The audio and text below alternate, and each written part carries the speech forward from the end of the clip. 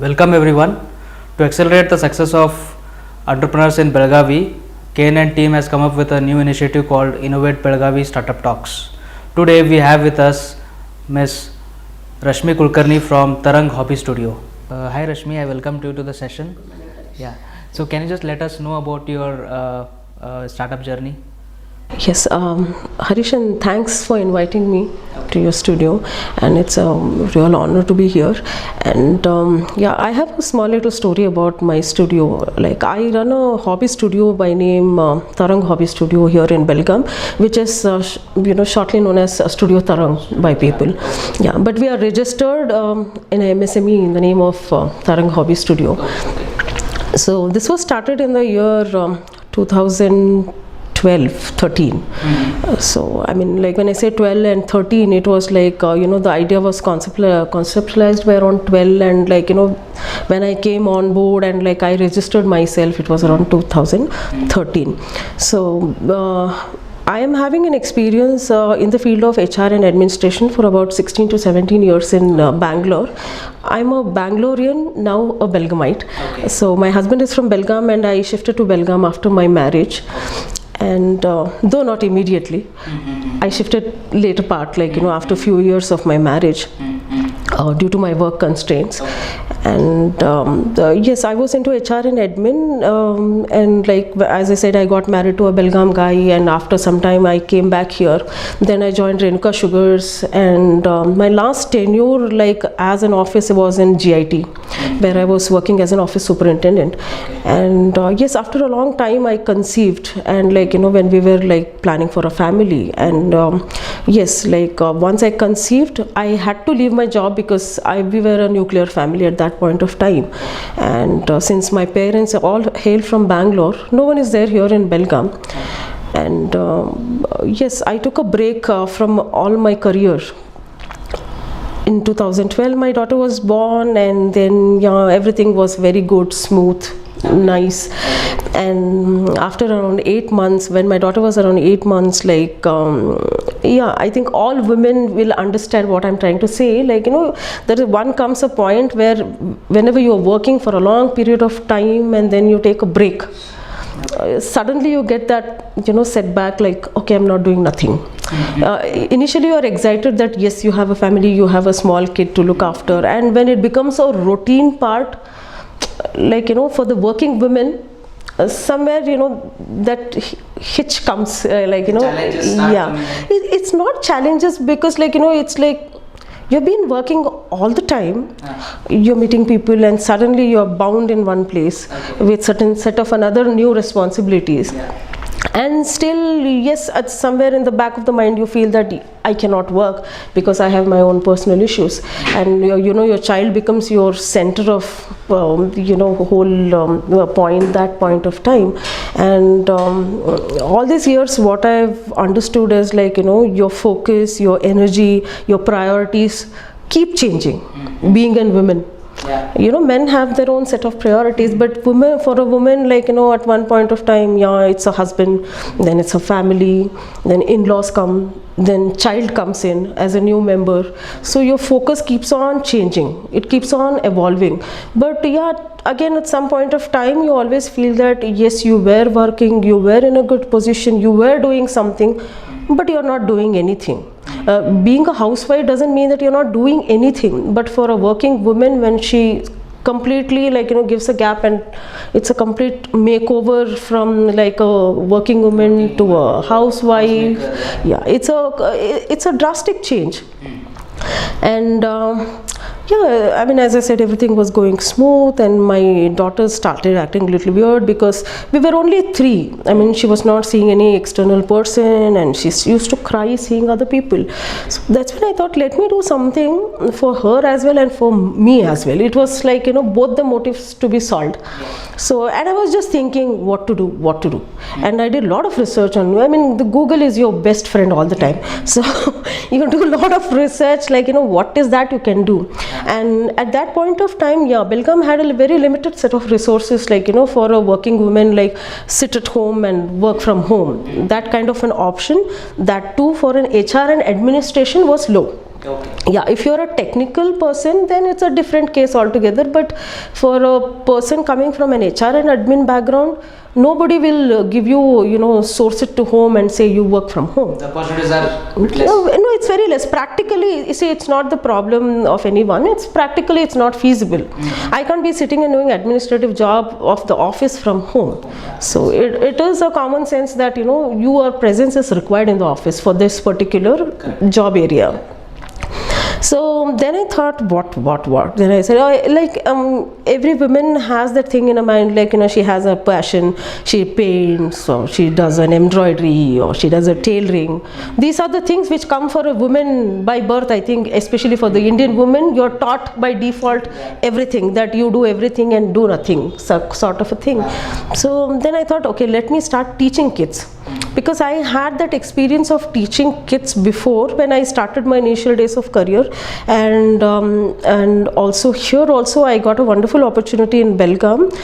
There was a thing called Pupil Tree. It is not People Tree. Oh. There was a preschool chain called Pupil Tree. Pupil Tree. P-U-P-I-L. Yes, Pupil Tree. And they were Bangalore based, and they had a group of the chain of preschools everywhere, and it's still there.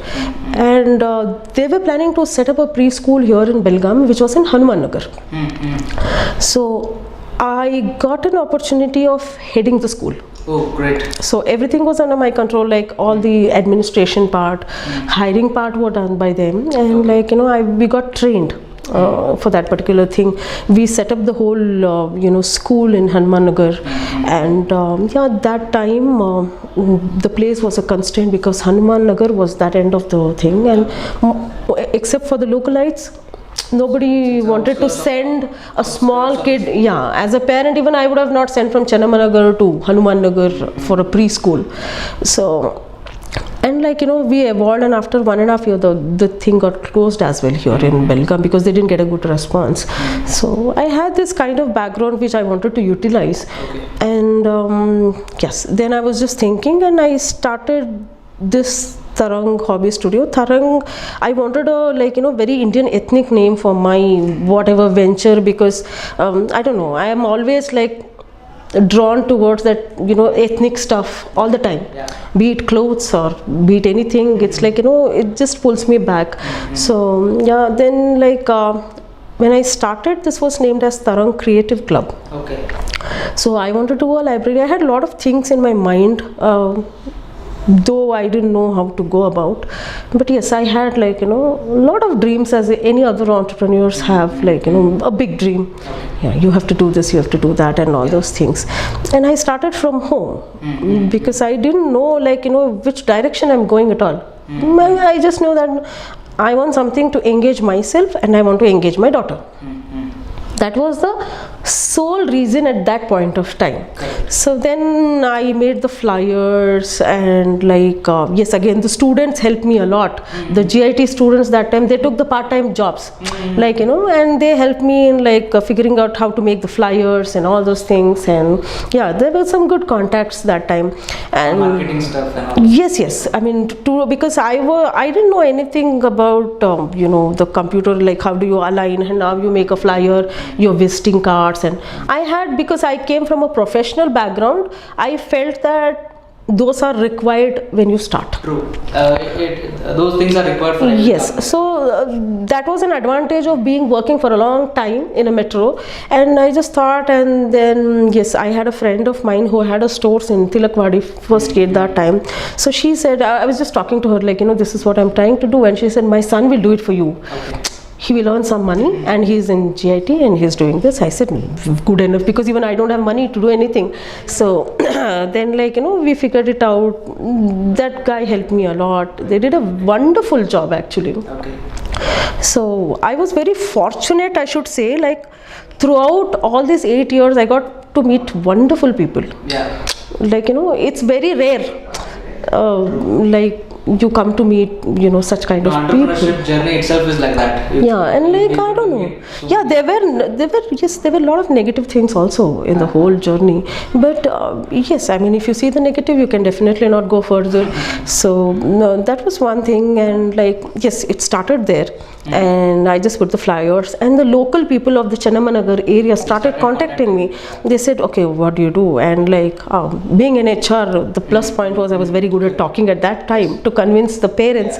So I said, okay, this is what I'm trying to do. And then I started off slowly, and I got a very good response, to be honest. The first thing itself was very good, and being in an apartment, it was more good because I got a lot of people in my apartment itself. Yes, yeah. And then like it was like good thing, and after 3-4 months my daughter started adjusting to people. She started smiling at new faces, and she was very plumpy and a very good looking kid. So everyone wanted to pick her up. So but yes, she got settled completely, and I was happy that the thing was achieved, whatever I wanted to do. But then yes, and then I started figuring out, there was one parent who came up who said, see, you're so good, you're creative, why don't you think of making some return gifts for my daughter's birthday? So then I started, it was like again an eye-opener for me, something new. I said, I will try. Creative. Yeah, it's creative and you're making money. Okay.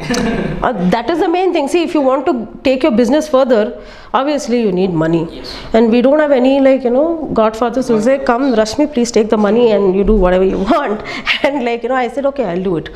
And but yeah, like people said, why don't you hire someone? Because it was involving a lot of cutting, doing things. Yeah. And my child was very small. One day, because of Belgaum weather, one day she was happy. Immediately 2 hours she used to feel sick. Oh. Those are the good and bad things of motherhood. Yeah. And so as I said, I had my own constraints because I had to see her and I had to make her sleep and then start off. So I have literally worked till 1 o'clock night, 2 o'clock, 3 o'clock, and again get up in the morning, again see her work, and she used to get up in the morning. So the whole thing was going on in this way.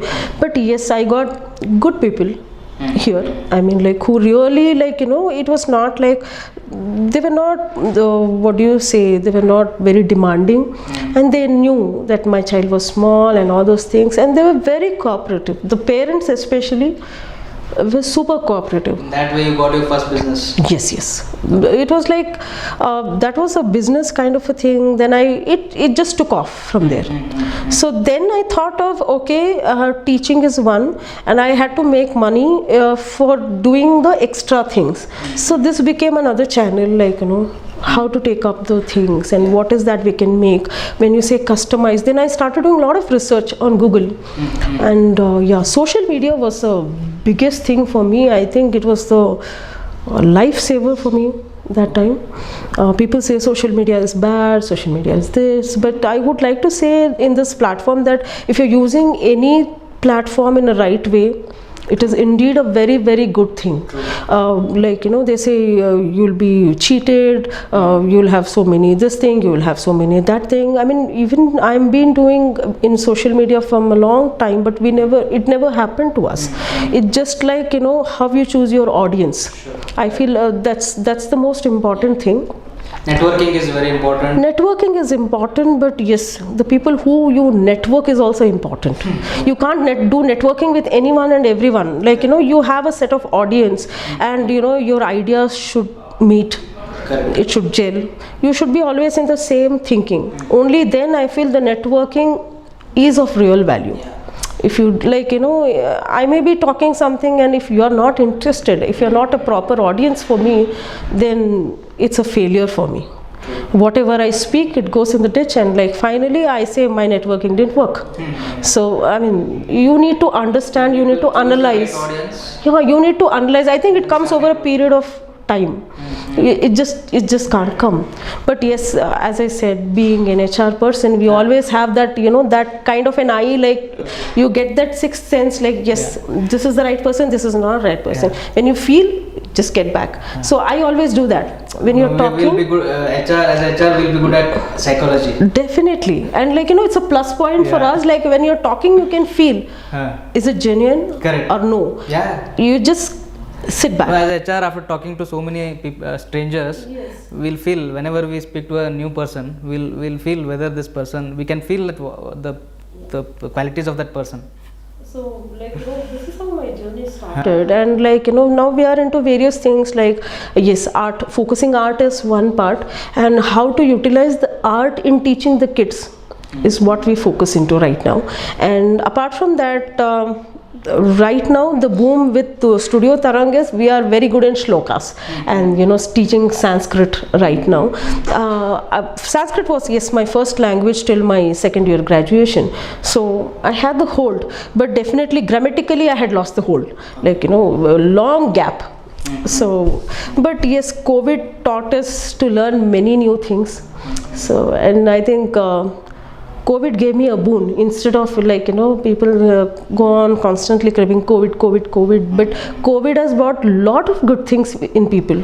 I mean, in terms of business, or in terms of you upgrading yourself, being an entrepreneur, and what is that you can do, lot of arenas, what you can do, what you can work for. I think every other entrepreneur will accept what I'm saying, because you start thinking in many ways. After COVID, you were only going in one direction, one path, without seeing, because we were convenient. This is okay with me, and I'm earning, it's done and over for me. So I think that was one good part COVID brought us, and now we are known for Sanskrit and shlokas. So, and what I did was, we tried to incorporate again the art also in the shloka. So because we were in teaching the traditions and culture and the morals what the normal kid used to have, so my only focus has been in this area, that whatever we are doing, we are trying to only focus on the Indian art, Indian ethics or morals, whatever we have to teach for the kids, or whatever we are thinking that our kids should have. Because we are actually generating a new set of generation now. Another 15 years of time, at least some values if they have, we are done with our job. That's what I feel that's what Studio Tarang is known for. I mean, Rashmi, what is Tarang? The meaning of this Tarang? See, Tarang itself, okay, if you take grammatically, Tarang means it's a waves. Tarang is a wave, so which we use in music, whatever. And I named it as Tarang because that I felt Tarang should be the name, because I was continuously thinking, I mean, to be honest, I was continuously thinking what should be the name for my studio. I mean, I was do this, do that, I wanted ethnic name, that Tarang was something which got into me, it was whatever. It is the waves of my mind, my thoughts put in together. Okay. So Tarang is about my thoughts being in place. Okay. So that's how Tarang involved. Thank you, Rashmi. You have explained us about how you started Tarang and its journey.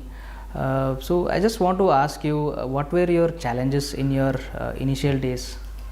Challenges, as I said, motherhood itself was a challenge. Being a woman is always a challenge, okay, because women are expected to do multitasking all the time. It's a general thing, it's not about me or someone else, because I think all the women will accept this. They are expected to do multitasking, whether I don't know, whether you rest or whether you don't rest, or whether you do or whether you don't do, but the set of responsibilities that she has to finish is enormous there. So I mean, that was a major challenge for me, is it was only motherhood, because single-handedly I had to do the things, and my husband was all the time, he was traveling, and but yes, my husband is the biggest critic for me, for my job, and he is equally supported. Yeah, and that was very good part, and I had a very good family support. My parents were supporting, my husband was supporting. I think without my husband's support, it could have never been into this shape. So yeah, as I said, he is a very big critic. Instantly points out the mistakes, and he himself, he's himself a perfectionist. So he seeks perfection in everything, be it cooking, be it home, be it work, whatever it is. So it is his mindset. And I think, yes, my husband critics has helped me a lot in correcting myself over the period of time. I've done a lot of mistakes. Like, without mistakes, I think we would have not been here. So every time we started experimenting things like, yes, if I'm doing this, I failed. Then I said, where did I go wrong? Again you analyze, then try to do the things in a different way. So that's how, like, this has been evolved. And yes, and there was some point of time where my support system also said that it's enough, you stop it, because I conceived for the second time. And it became too much for me, because my daughter was very small. She was around 3 years, again another kid. And I mean, you can imagine, like, two kids, very small, and you have to handle your home, you have to handle your office. So I didn't shut down my office. Like, yes, I was like, every time I used to announce Tarang is temporarily closed. So we will, when we will be opening next, we'll be announcing it.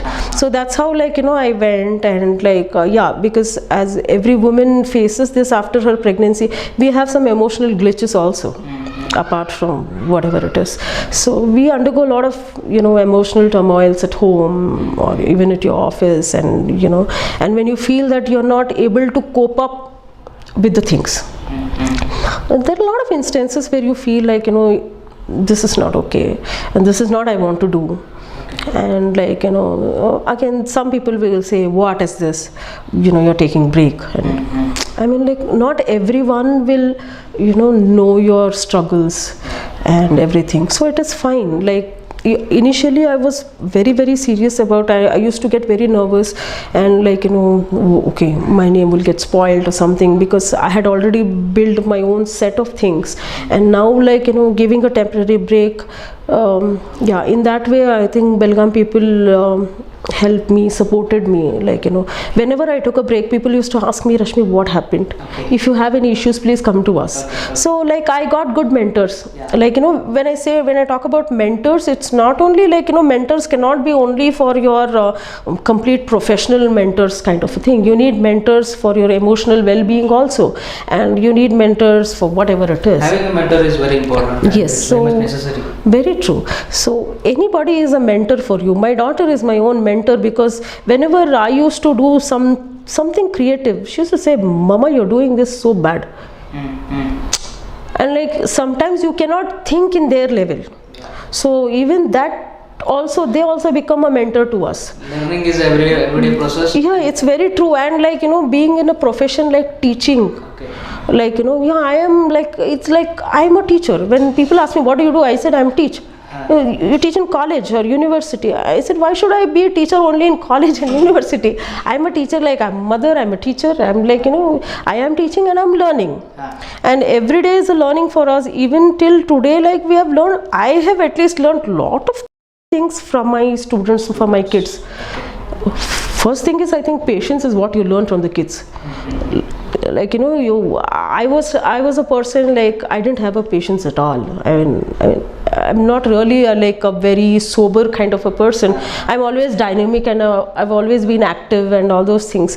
And I think the children help you to become stand still at some point of time. I'm talking of my own kids, actually. So I think that is what I learned from my daughter and from my son. You know where to say no, where to say yes. So Rashmi, how many students you have trained so far? Well, trained in the sense, see, our kind of training is not that, like, we set up a curriculum and then we finish it and we are done. So this is like, as I told you, the art, the culture, the morals, whatever we are teaching, it's an ongoing, evolving process. And if you see, the morals, the values of the children have also changed, have also evolved in the period of time. So what values we had, our children feel they are outdated. This is, Mama, what is this? And like, again you think, I have to upgrade myself, my values to their values, but again I have to teach them what I want them, them to know. So like, yes, when coming to the students, yes, it's like 50 plus. It's more than 50. And like we have now online classes also, which is going on. Online classes right now we have around 20 plus kids for online, and offline, yes, we have batches going on, and like we have new editions every other day. Okay, basically you teach shlokas and art. Yes, it's art, like through shlokas, through moral stories. That is what we are trying to do. And yes, when I say we talk about art, people think art is only about painting, drawing and other things. So art can come in form of anything, like as I said, you be it a puppet show, be it a puppet, you make your own puppets. And like we give a platform to the child to talk by himself. We don't correct him. Wherever we want, we correct him. But like it's something like I say, okay, today you're making a Shivaji puppet. So I say, today you're making a puppet, so tomorrow you have to talk about Shivaji. So the child goes back home, they ask their mother, they ask their father, they ask their Ajji, they ask their Tata, whoever it is. They say, oh, what is Shivaji? Oh, how is it done? We all know. We know Jijabai, we know Shivaji, we know everyone, we know Krishna, we know Rama. But I say, who is Rama's mother? I don't know. Who is Rama's father? I don't know. And like, those things we are trying to inculcate in the kids. Like, in the whole process, whatever you're doing, it should be interesting for the kids. And they should be learning whatever, we have in our Vedas, or we talk about Upanishads, we talk about Bhagavad Gita. See, Bhagavad Gita, yes, we had some parents who said like, Rashmi, will you teach Bhagavad Gita? And when I say, how old is your kid? They say 4 years.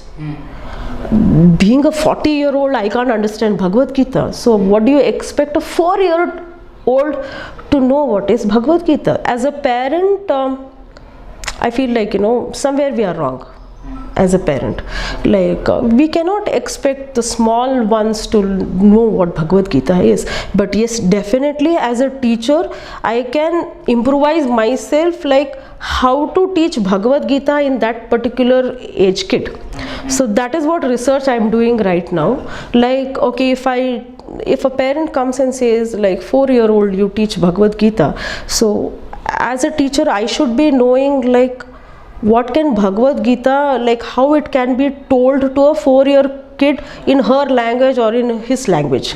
So that is the learning which I am doing right now for myself.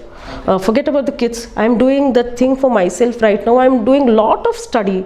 In fact, like and I've been associated with many professors across India right now who are into this kind of study and who are working towards the kids thing.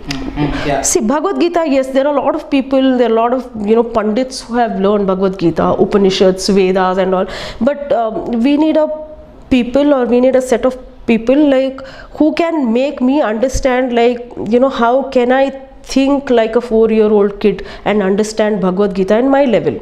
So those are the things.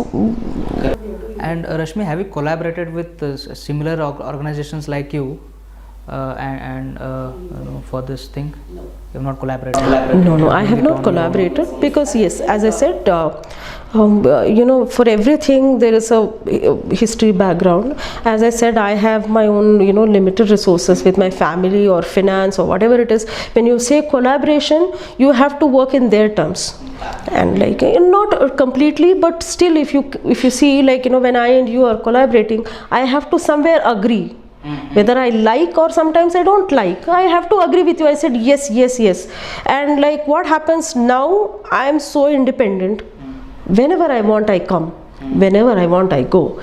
When I'm not well, I say, parents, please oblige, I can't take the class. Parents say, ma'am, you please sleep. It's okay. We'll take the class next time. It's okay. And we adjust the timings accordingly. We don't go hard and fast rule. But when the collaboration word comes, you need to be yes, in their terms. Yes. See, in this particular field, at least like in what I do, I have never gone on hard and fast rule, nor being very professional. With kids, you can't be professionals. Yeah. Okay, with the kids, you have to be like a kid itself. If they shout, there are at times like even I have shouted like along with them. You have to come and see the energy in the class and like how they act, even I also act in the same way. Okay. So they are very happy. Okay. It's very silly. If you come and you see, you feel what nonsense is going on in this class. But as a teacher, I connect with them. You need to connect. Yes. So see, if the person is very naughty, we also become very naughty at times, and like we completely get into that level, so that he comes to my level.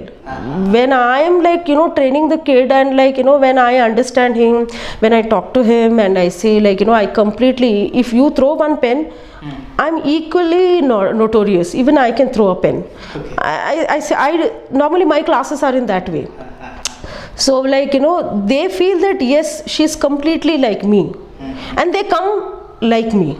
Okay. And how I want, I groom them up. Okay. So it's the other way. Like you go to their level, they come to your level. So it's that's how I do. And so that is the only one reason why I have not collaborated till date. Though many people asked me like, why don't you come and collaborate with us? We can do a fabulous job.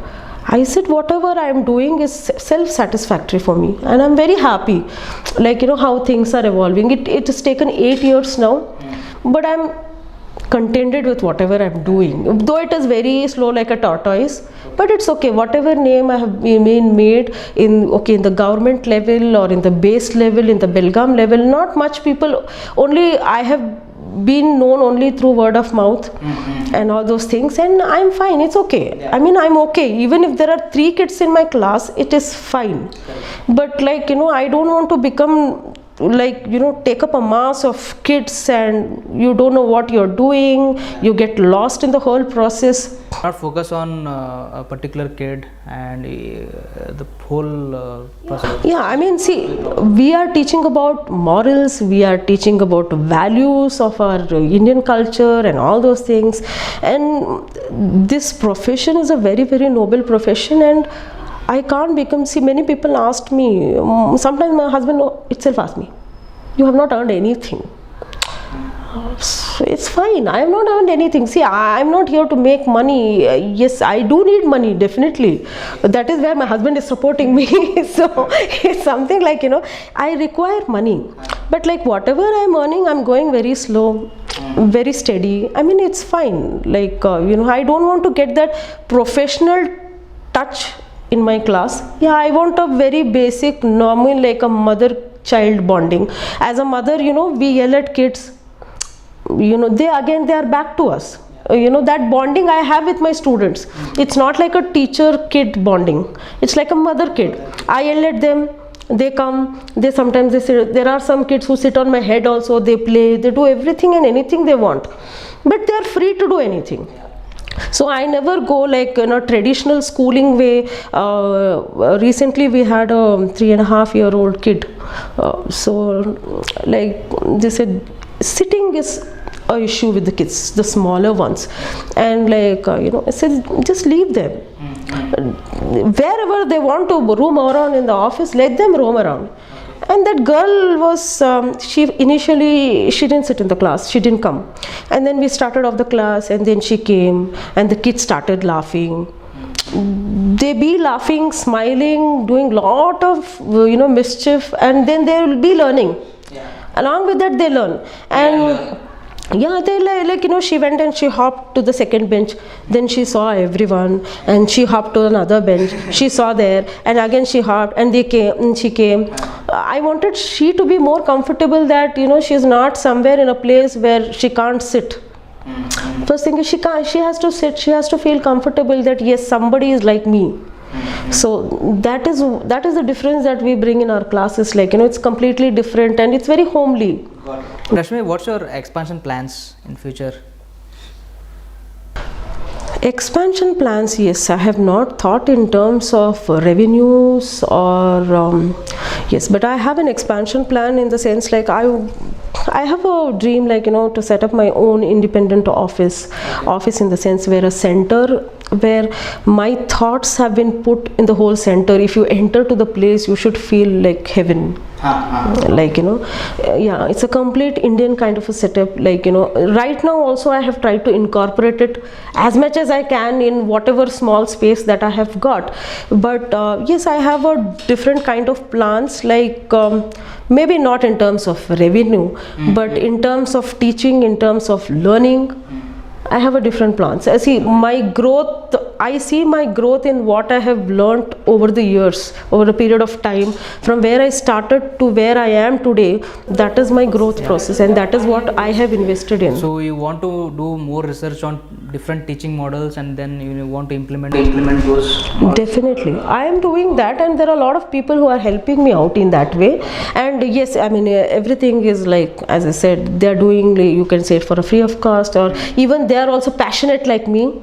So it's like, when two passionate minds come together, so I explore more opportunities, what can be done. So that is what right now I am trying to do. And definitely I want to, if I get a chance, I would definitely like to explore it in different parts in Belgaum, and how to take up the same kind of teaching either in the school or in the preschool. And those are the things which I have in mind, but I am like, still on papers. Things are going around, like, because as I said, over the period of time, that is what I have learned. You might think, you might have many plans, but when it comes to execution, you have to be very, very perfect when it comes to execution, because I have failed sometimes in the execution. I had a lot of things in mind, but when it comes to execution, there were a lot of new problems, which arose. Like we had a painting competition, like, which was scheduled last year, and it was a national level competition which we hosted, and people had committed of sponsoring certain things, and the COVID also outburst at that point of time, and like people took back. Okay.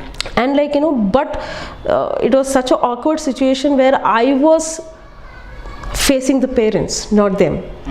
So like, parents know by me, not by the sponsors. And like when we are trying to get in sponsor from metros, like, and like, who had accepted and then who took back from what they did. And it was a very awkward situation for me, because like, I projected things in the wrong way. I never expected that things would change in this way. And like, at some point of time, I felt so guilty, like, I felt this is very bad what happened.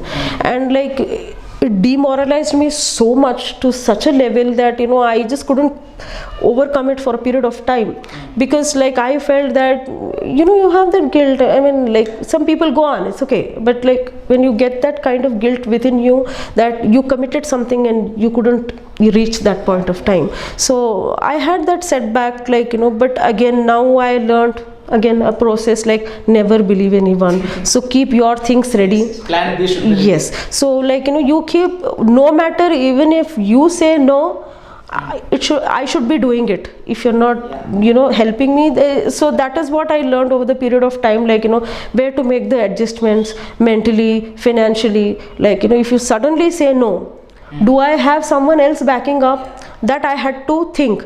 I had no one to guide me, to be honest. Like, there was no one to guide, and this was my passion, so I took it up in a long term. But suddenly things changed.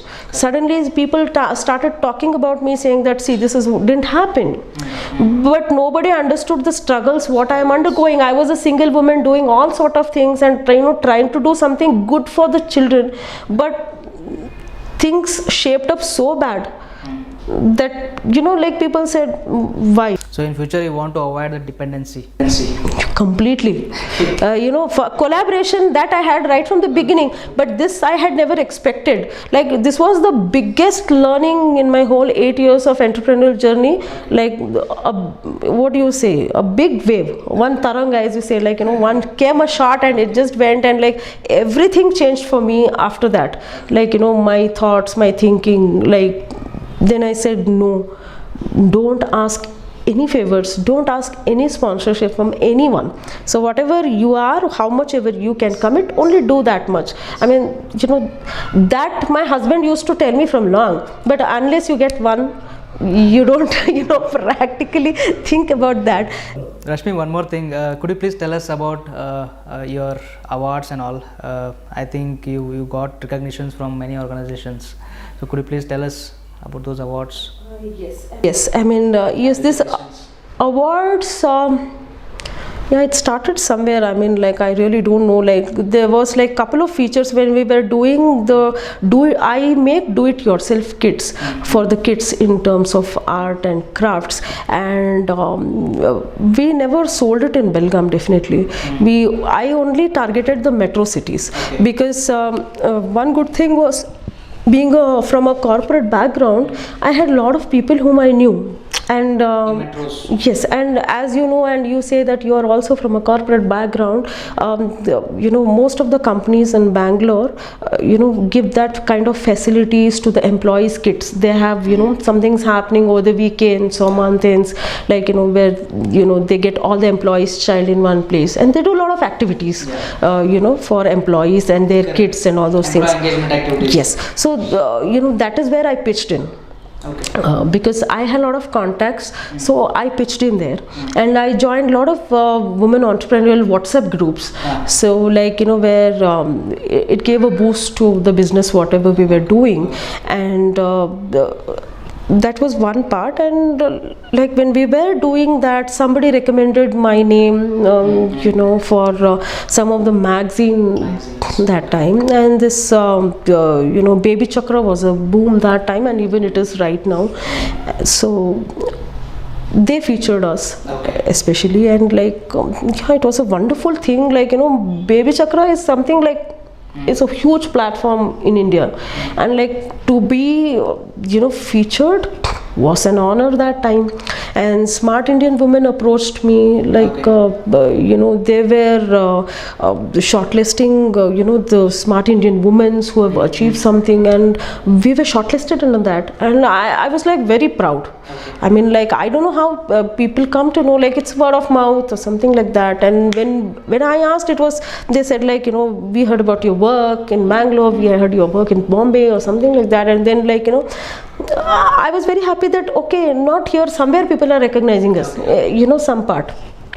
So then like being a Bangalorean, I went to IIM for some of the workshops and all those things, and there were a lot of things. IIM always has a lot of things coming up for women entrepreneurs, and I was part of that. And then came a big break where you have a Cherry Blair Foundation in India, okay, where only few of them, you have certain norms that you have to undergo, and if you're selected, you're as a mentee or a mentor, you get trained. And I'm very happy that twice I got selected for that, and we did a lot of work in this part. And when I went to Cherry Blair program, I was a mentor once and I was a mentee once, and we had mentors from different countries. Cherry Blair has different countries, and you have to undergo the process for about a year, and you come to know a lot of things from them. Like when it is their country, when you say Germany, they talk about how things evolve in their country, what are the things that they are doing, and you come to know a lot of things in the whole process. And I learned a lot from those things, like how to upscale your business. Then like Belgaum became a point where I used to only teach, but the business arenas became the metros. So, and like I took up there, and I took a lot of and from NSRCL also I got selected for the 10,000 women thing, and we did a lot of things from there. I got a lot of friends, and then again, like we were the first big breakthrough was from the Karnataka government, like where we got shortlisted for our educational activity work, what we are doing, and we were facilitated in Bangalore itself. That was the first breakthrough for me. That was the first award given. And like for the for the education, everything for the education sector itself. And after that, like we received several, we got selected for the South Indian Awards, South Indian Women Entrepreneur Awards, and all those things. And I had been to Chennai, we got felicitated in Chennai also. So that was one part. And recently, that is in Jan 2020 was the biggest breakthrough. What I got is like we got awarded from Nitin Gadkari sir, for the best creative studio for education under iVela. So we got awarded there, and that was the biggest breakthrough. and like you came to know a lot of people there, a lot of women entrepreneurs, and you know, with the same thinking, with the same passion, but they were just definitely in different sectors, not from the same sectors. So like, you know, we try to figure out like, you know, how we can work along with them for the business purpose, not for the education part, for the business part. And we had a lot of you know, few women who used to make, you know, the paper bags and all those things. So that also I took the things as and when, how and when it came. You being a customer, if you say, Rashmi, can you do a bag for me? I never said no. Okay. I said yes, but give me time. So like, you know, that's how we evolved. We never said no to anything. Okay. How things came, I took it. So you grabbed all the opportunities. Yes. So that was you know, that part. And lot of magazines featured us. It was a boom. And here in Belgaum, Indian Express featured us. And that was a very kind part of Naushad sir. And yeah, I mean, like as I said, Baby Chakra was thing, mom. I was recognized as first as a, you know, woman entrepreneur. Then I got recognized as a mompreneur, and then the whole concept changed. Like, you know, then I got recognized as an edupreneur, and everything was new to me because I never knew that, you know, this particular words existed. So like, I was like, you know, okay, I mean, like new titles, you know, new people, and like Bangalore Insider, you know, covered us. And after the biggest thing for me is, you know, the Your Story. Yes, the Your Story, like, you know, among the 12 startups, like I was the 10th startup which got featured. So like, it's an honor, like, you know, you feel so good to be like, you know. And I never advertised myself.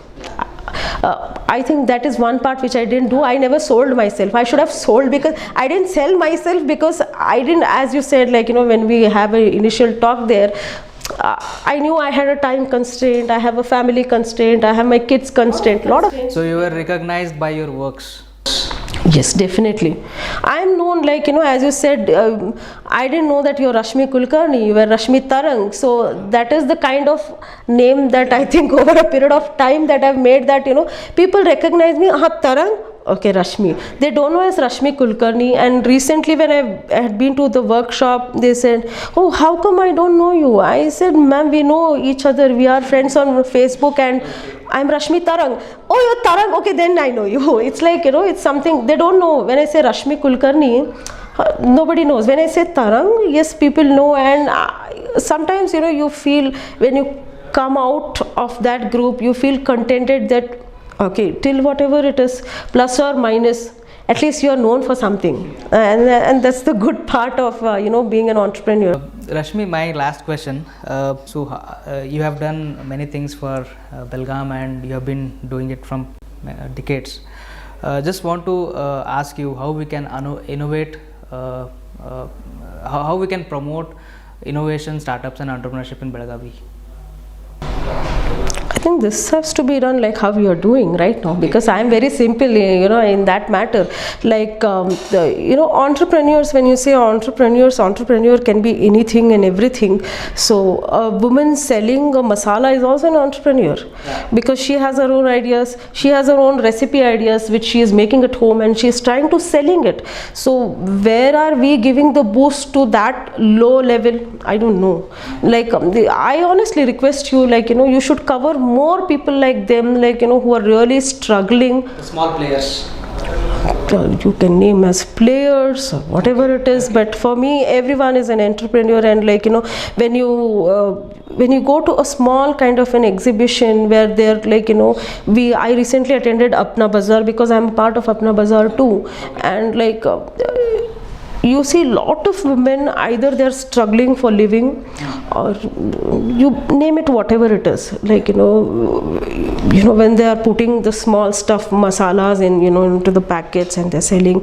And we being educated, we know that we have lot of options now.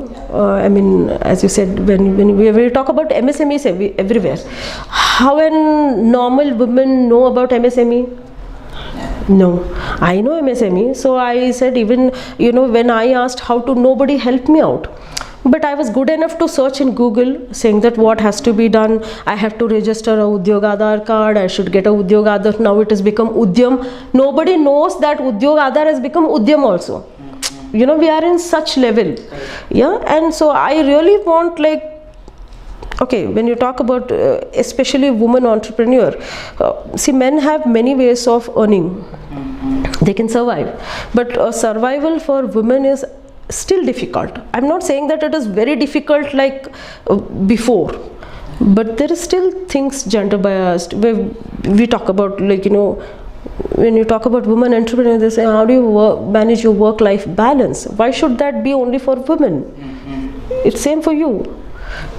Even you are also a father. I am a mother, you are a father. But why work-life balance only for a woman? So I don't know. I don't have an answers for those things. So I'm honestly requesting you, like, you know, go to the grassroots levels, find out the people who are doing the basic jobs, and, like, you know, once you give them the, you know, name to them, like, see, media plays a lot of role in promoting a person or demoting a person. They can either lift or destroy, according to me. So, like, you know, if you are lifting up a small woman entrepreneur who is selling a masala and you just say that, like, you know, she's doing a wonderful job, 100 people will contact her. I mean, like, you know, one thing is you are giving a name to her. The second thing is you are giving business to her livelihood. It means a lot for some people. Definitely, see, this initiative is basically focusing on small players, and we want Nice. I was small really businesses- happy to see small that. businesses, Yes. to come forward and take Belagavi forward. This is our own. Belgaum is really doing well, Harish. Let me tell you that it's really doing well. But only thing is, some people need a push, and some people need name, and some people don't know how to get that thing. Belgaum is certainly in name. See, when I go to Indian Institute of Management or wherever, Belgaum is certainly in name. When we say I am from Belgaum, people know that there is some place. We are not in such remote city where, like, you know, people don't know where Belgaum is and what the things they are doing. And there are a lot of people in Belgaum there who are doing innovative work. But some have a backup of, okay, when you talk about women entrepreneurs, they either have a backup of their husband's money or husband's name. The surnames are, you know, backing up. I didn't have a surname at all. I was known by Kulkarni after coming to Belgaum. So we being a Bangaloreans, we don't have surnames. You can relate, like, you know, we don't have much of surnames. Okay, and like here people are recognized by their surnames. They say, you know, this person, this, okay. I mean, that thing has to be broken somewhere, like, you know, that's what I try to say. Please break the barriers and just come out of the barriers and push the, you know, the entrepreneurs who are struggling and, like, you know, who are trying to make something out of nothing.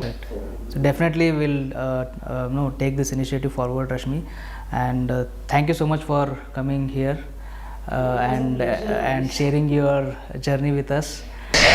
It was same. It was a pleasure. Like, you know, this is my first, interview as such, you know, talking to a person. It was always on the phone or, you know, you're writing. And like when you're writing and sending the questionnaire, it is more easy because you can edit. And when this comes to live, it's little different and like, but it was equally an honor and I think you made it very easy. Special day of International Women's Day. Thank you so much. Thank you so much. I'm really honored to be here. Thank you so much, Harish. It's a brilliant Nice opportunity. meeting you. See.